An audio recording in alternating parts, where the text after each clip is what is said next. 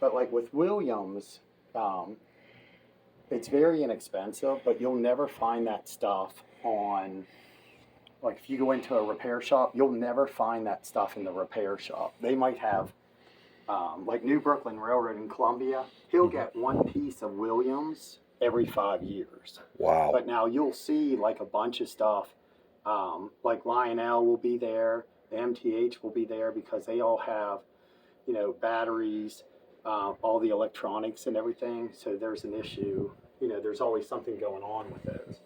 Plus, MTH right now, Mike Wolf sold the company, so they're breaking it into pieces and everything. So they're not making the parts and everything as well too. So that's a backlog. So that's a problem. But like with MTH, and I'll show you one. When you power it up and everything, it takes a while for it to turn on, get moving, everything else like that. But it has all the bells, whistles, sounds. The conductor will talk, the engine will roar up.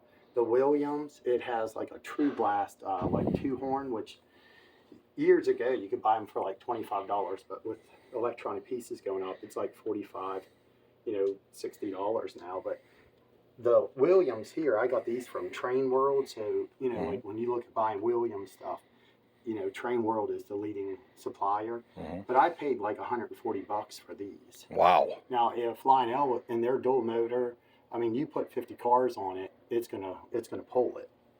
Now, if you were buying something like this for Lionel, it'd be like $750. If you were buying MTH, it would be $1,100-$1,200. So this is another, and it all depends on what you like. And like the pantographs, I didn't put them on; they tend to fall off. Okay. But like a piece like this, it's an FM.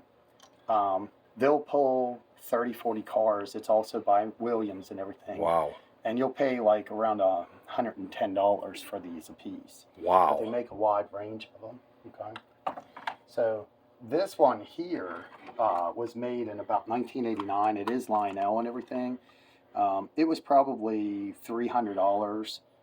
And it came with 6 aluminum cars, or it came with 5 or 6, and then there was an add-on car. But like this engine can't pull all the cars.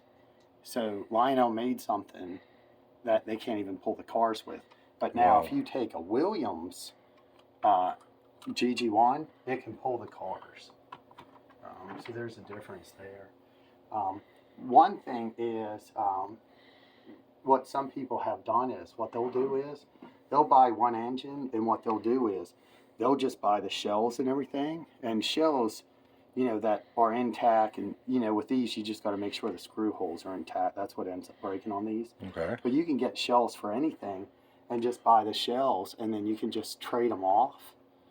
And then you don't have to buy the individual engines. I tend not to do that because I don't want to, keep doing over and over and over. So. Gotcha. But Landon's collecting like a mint set and everything. So like something that sells for like $44. I mean these cars. I mean you should buy them for somewhere like around $20.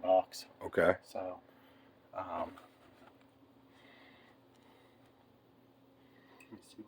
I want to show you one of these. This is a Williams Hudson and everything. Okay. These sold. They used to sell for like around $3 1/4 when they were made, like in the early '90s and everything. So you can get these for like around $225, $250 now. Okay. The sound system, pretty much not there, but the smoke unit's real good. I mean, it'll pull 40, 50 cars with no problem. Okay. And you can double team these too. They make a piece up here, and I'll show you one there. Okay. And you can actually double team those as well. So like as far as engines, I do buy a lot of Williams because you don't have to, if you can't fix it, you don't understand electronics, that's the way to go. MTH, this is an MTH one. I don't have a lot of it and everything.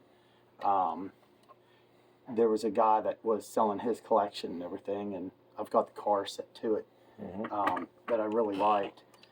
So I just kind of like hung on to it, but it's probably something I'm going to sell soon. This one is a unique story.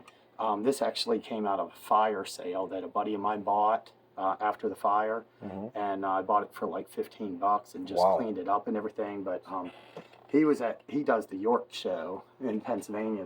He has like 40 tables. So when I go up there with my background in sales, I always sell a whole lot of trains for him.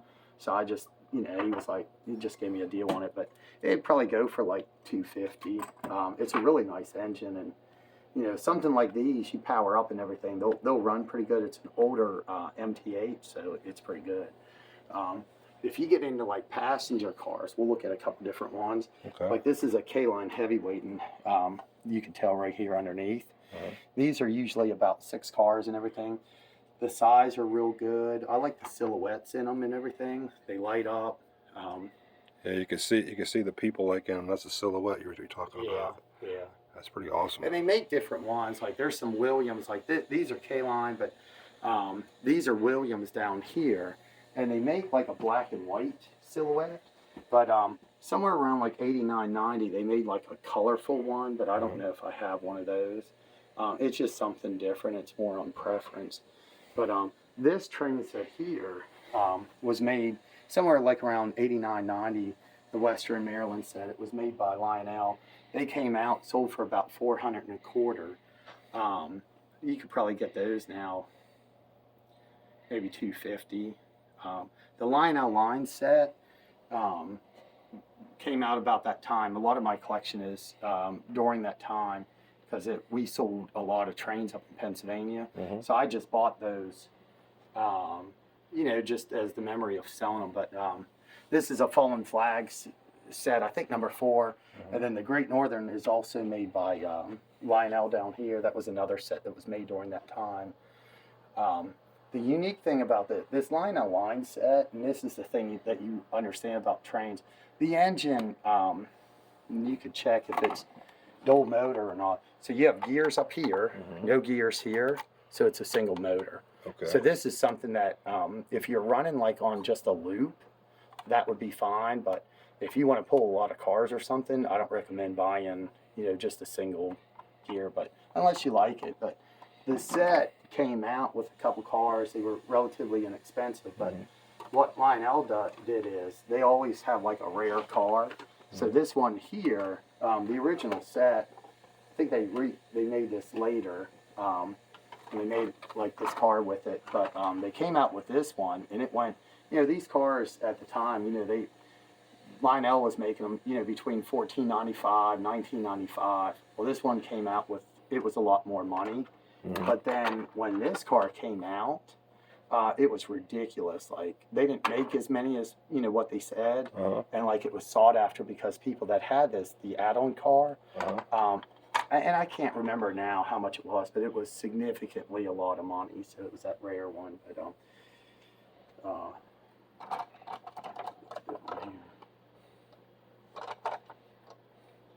yeah, Lionel made Penn State cars and everything. Wow. There used to be this guy, Frank Rash passed away. He was operating back in the 80s and early 90s. He made what's called Christie cars. So what he did was, they look exactly like Lionel, but he repainted them and everything. And like these are examples. This is one of the cars that he made and everything. But he came out with like cars like this for like $16.95. Wow. And then these were like $14. And then he made some Penn State cars. That's where I got this idea to make this. My mom loves Coca-Cola. So like her birthday, let me move this here for you. And like the numbers on the engine and everything, like 316 is actually my mom's birthday, March 16th. Oh, wow. And I actually saw it was a Lionel one or K-line that Frank Rash did in Coca-Cola. It was one of a kind. Now, he has a catalog, but it's not complete. Nobody can find the full listing of all the cars. A lot of them, some were numbered and some were lettered. Like one of the Coke cars was A, then he had a B car, then he had a C car.